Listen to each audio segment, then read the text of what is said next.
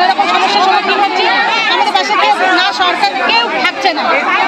আর আমাদের মেন আরও হচ্ছে কিনা, আমরা এই 2.5 মাস ধরে মেন দাবি, সোমবার থেকে আমরা যেটা বলছি অবস্থান বিক্ষোভে যাব।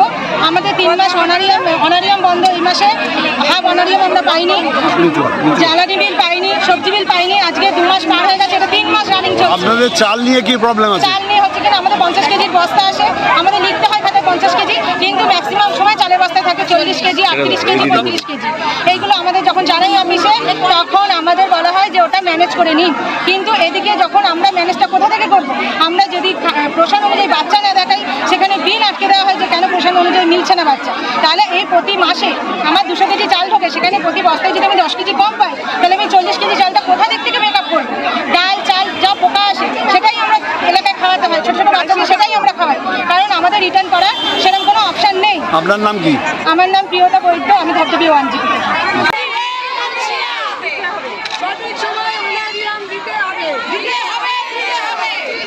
সবজি জ্বালানির বিল দিতে হবে। এমডিএম মানছি না, মানবো না। আমাদের দাবি মানতে হবে, সবাইকে স্থায়ীকরণ করতে হবে। মেনটেন করতে হবে। আমাদের 25 কেজি চালের বস্তা দিতে হবে, ওজন মেশিন দিতে হবে, প্রতি মাসে দিতে হবে। আমাদের দাবি মানতে হবে। সহ্য করবো না, এই অত্যাচার সহ্য আমরা করবো না।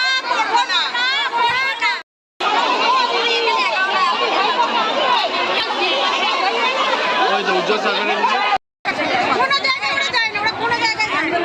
সারা জীবন শরীর